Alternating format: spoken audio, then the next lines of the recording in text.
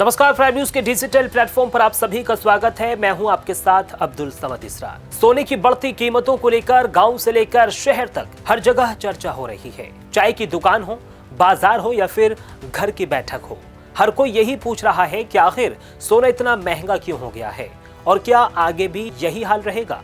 आपके भी तमाम सवाल आए हैं, तमाम आपके कमेंट्स आए हैं। दर्शकों, आपका ये बिल्कुल जानना जायज है क्योंकि सोना सीधे तौर पर हमारी रोजमर्रा की जिंदगी से जुड़ा हुआ है। भारत में सोना सिर्फ निवेश नहीं बल्कि परंपरा और संस्कार से जुड़ा हुआ माना जाता है। जब भी नया साल आता है तो लोग नई शुरुआत के तौर पर सोना खरीदना शुभ मानते हैं, लेकिन इस बार नए साल से पहले ही दाम इतने ऊपर चले गए हैं कि कई लोगों ने खरीदारी टालने का मन बना लिया है। नए साल का असर भी सोने की कीमतों पर साफ दिखाई दे रहा है। ज्वेलर्स का कहना है कि पूछताछ तो खूब हो रही है, यानी ग्राहक पूछताछ के लिए तो आ रहे हैं, लेकिन बिक्री पहले जैसी नहीं है। ग्रामीण इलाकों में स्थिति और भी अलग है। वहां लोग खेती किसानी से जुड़े होते हैं और सोना उनकी बचत का बड़ा जरिया होता है। ग्रामीण भारत पर असर है कि ऊंचे दामों की वजह से लोग कम वजन के गहने खरीद रहे हैं या फिर खरीदारी ही टाल रहे हैं।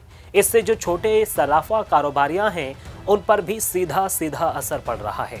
सरकार और रिजर्व बैंक की नीतियों का असर भी सोने की कीमतों पर पड़ता है। जब ब्याज दरें कम होती हैं तो लोग बैंक में पैसा रखने की बजाय सोने में निवेश करना ज्यादा सुरक्षित समझते हैं। ब्याज दरों का असर भी इस तेजी की एक वजह माने जा रहा है।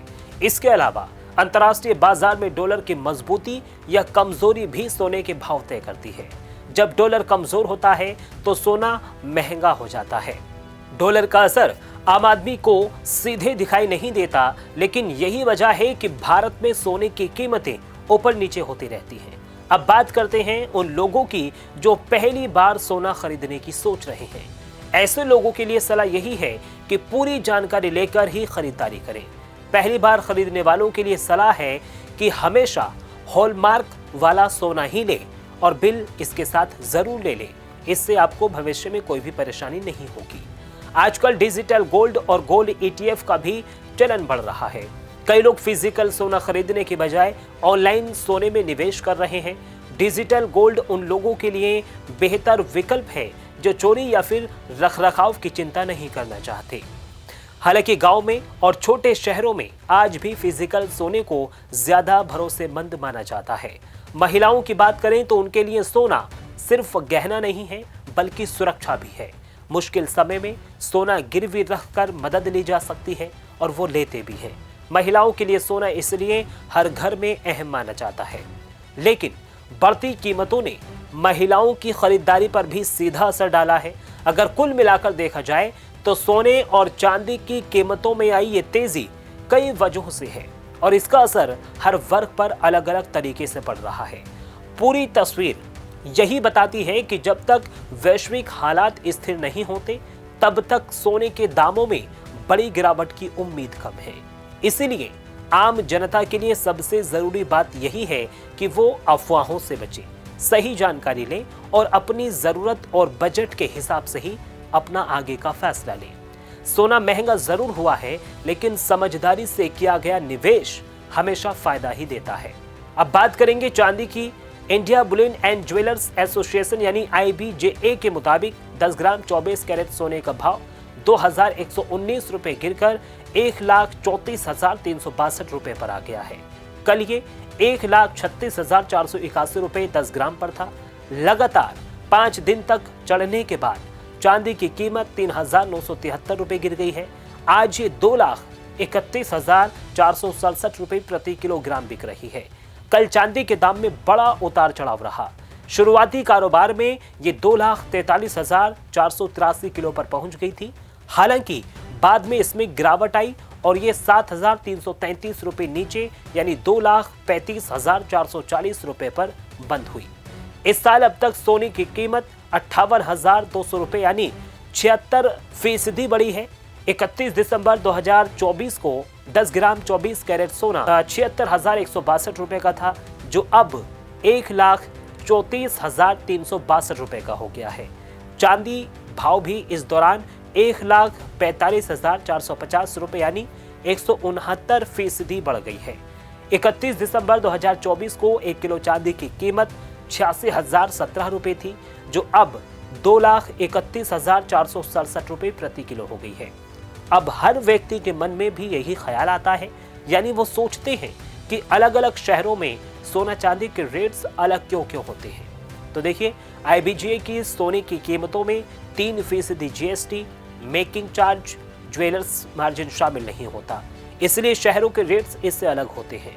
इन रेट्स का इस्तेमाल RBI सॉवरेन गोल्ड बॉन्ड के रेट तय करने के लिए करता है। कई बैंक गोल्ड लोन के रेट तय करने के लिए इसे इस्तेमाल भी करते हैं। अब आपको गोल्ड यानी सोना में तेजी के 3 प्रमुख कारण क्या हैं, वो भी आपको बताता हूं। सबसे पहला कारण, डॉलर कमजोर। अमेरिका के ब्याज दर घटने से डॉलर कमजोर हुआ और सोने की होल्डिंग कॉस्ट कम हुई, इससे लोग खरीदने लगे। दूसरा, जियोपॉलिटिकल। रूस यूक्रेन जंग और दुनिया में तनाव बढ़ने से निवेशक सोने को सबसे सुरक्षित निवेश मानकर खरीद रहे हैं। और तीसरा, रिजर्व बैंक, यानी चीन जैसे देश अपने रिजर्व बैंक में सोना भर रहे हैं। ये साल भर में 900 टन से ज्यादा खरीदारी कर रहे हैं, इसलिए दाम कभी ऊपर हो रहे हैं और कभी नीचे। अब आपको चांदी में तेजी के भी 3 प्रमुख कारण बताते हैं। पहला, इंडस्ट्रियल डिमांड। सोलर, इलेक्ट्रॉनिक्स और EV में भारी इस्तेमाल हो रहा है। चांदी अब सिर्फ ज्वेलरी नहीं बल्कि जरूरी कच्चा माल बन गई है। दूसरा, ट्रंप का टैरिफ डर। अमेरिकी कंपनियां चांदी का भारी स्टॉक जमा कर रही हैं। ग्लोबल सप्लाई में कमी से कीमतें ऊपर चढ़ी। और तीसरा, मैन्युफैक्चरर होड़ में। प्रोडक्शन रुकने के डर से सभी पहले से खरीद रहे हैं, इसी वजह से आने वाले महीनों में भी तेजी बनी रहेगी। कोडिया एडवाइजरी के डायरेक्टर अजय कोडिया कहते हैं कि चांदी की डिमांड में अभी तेजी है, जिसके आगे भी बने रहने का लगभग अनुमान है। ऐसे में चांदी अगले 1 साल में 2,75,000 तक जा सकती है। वहीं इस साल की आखिरी तक चांदी की कीमत 2,10,000 रुपए किलो पहुंच सकती है।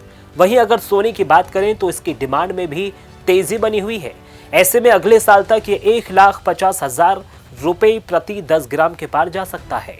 पिछले 10 दिन में सोना चांदी कितने ऊपर नीचे या फिर कितनी महंगी और कितनी सस्ती हुई है, उसकी भी मैं आपको जानकारी देता हूं। देखिए, पिछले 10 दिन का भाव देखें तो साफ पता चलता है कि दोनों कीमती धातुओं में तेजी भी आई है और फिर गिरावट भी देखने को मिली है। पहले हम बात करेंगे 19 दिसंबर की। 19 दिसंबर को सोने का भाव 1,31,779 रुपए प्रति 10 ग्राम था, जबकि चांदी 2,03,36 रुपए प्रति किलो पर थी। इसके बाद 22 दिसंबर की अब बात करेंगे। 22 दिसंबर को सोना बढ़कर 1,33,970 रुपए हो गया और चांदी भी 2,07,727 रुपए प्रति किलो पहुंच गई।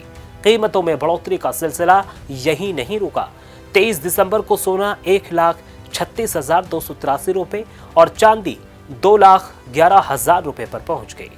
24 दिसंबर की अब बात करते हैं। 24 दिसंबर को सोना 1,36,627 रुपए हो गया, जबकि चांदी ने बड़ा उछाल लेते हुए 2,18,983 रुपए प्रति किलो का स्तर छू लिया।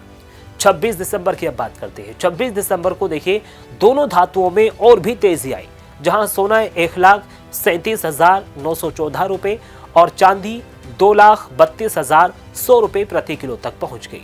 हालांकि इसके बाद हल्की गिरावट भी देखने को मिली। 29 दिसंबर को सोना घटकर 1,36,781 रुपए पर आ गया, लेकिन चांदी बढ़कर 2,35,440 रुपए प्रति किलो के अपने ऊंचे स्तर पर पहुंच गई। गिरावट और उतार चढ़ाव की बात करें तो 30 दिसंबर को सोना और चांदी दोनों सस्ते हो गए। सोना गिरकर 1,34,362 रुपए प्रति 10 ग्राम और चांदी 2,31,467 रुपए प्रति किलो रह गई। अगर कुल मिलाकर देखें तो पिछले 10 दिनों में सोना लगभग 6,000 रुपए तक महंगा होकर फिर करीब 3,500 रुपए तक का सस्ता हुआ, जबकि चांदी ने करीब 35,000 रुपए की तेजी दिखाई और अंत में करीब 4,000 रुपए की गिरावट दर्ज की। फिलहाल मेरे साथ सिर्फ इतना ही। देश और दुनिया की तमाम बड़ी खबरों के लिए आप बने रहिए प्राइम न्यूज के साथ। नमस्कार।